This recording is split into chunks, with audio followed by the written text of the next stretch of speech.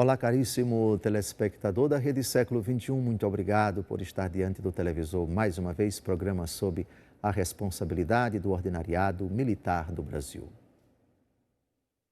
No programa anterior, tratamos desta afirmação tirada do Catecismo da Igreja Católica. Deus colocou em toda a natureza humana, em todo o ser humano, este princípio: fazer o bem e evitar o mal. Hoje desdobramos isto fazendo uma pergunta bem clara, bem direta, bem precisa. Nós cristãos sabemos o que é o bem e o que é o mal, à luz da palavra de Deus, da doutrina de Cristo. Nós sabemos perfeitamente separar as coisas. Porém, e aqueles que viveram antes de Cristo? E aqueles que atualmente não tiveram oportunidade de ter acesso à doutrina de Cristo, para precisar com milimétrica precisão, com redundância e tudo, o que é o bem e o que é o mal. O Concílio Vaticano II, no número 16 da Constituição Dogmática sobre a Igreja Lumen Gentium, diz que aqueles que, sem culpa, nunca ouviram falar do Evangelho, mas se esforçam por viver de acordo com a sua consciência, fazendo o bem, evitando o mal, não sem a graça de Deus poderão obter a salvação. A graça de nosso Senhor Jesus Cristo age para além dos limites da Igreja. Ainda que naquela sociedade, naquele ambiente, naquela época, tal pessoa ou tais pessoas não tenham tido a reta compreensão do que é o bem, ou seja, o bem à luz da palavra de Cristo, o bem segundo a doutrina de Cristo, o bem que é o próprio Cristo, e o mal que é o antônimo dele.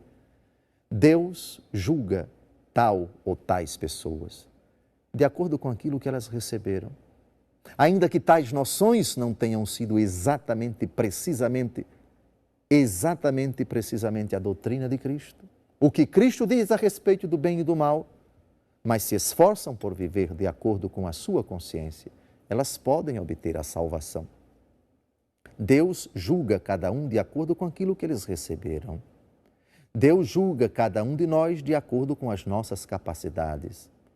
Nós cristãos somos capazes de discernir o que é o bem e o que é o mal com precisão, porque conhecemos a palavra de Cristo e lá se encontra o que é o bem e o que é o mal, o que agrada a Deus e o que não agrada.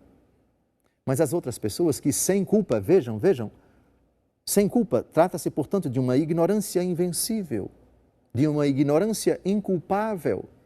Elas não tiveram condições de ter acesso ao conhecimento da verdade, verdade que liberta.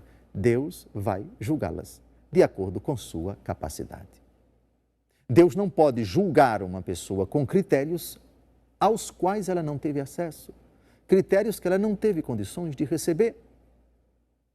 Ainda, portanto, que o conceito de bem delas tenha sido, ou sejam conceitos imperfeitos, imprecisos, Deus vai julgar cada um de acordo com aquilo que ele pôde receber, aquilo que ele teve condições de aprender. Buscou e encontrou, procurou e achou. Deus vai julgá-lo de acordo com o seu universo. Deus se adequará, por assim dizer, levará em conta esse universo de cada pessoa. A nós cristãos, porém, seremos julgados com rigor. Seremos julgados com muito rigor, porque nós recebemos muito, porque tivemos acesso à doutrina de Cristo. Conhecereis a verdade.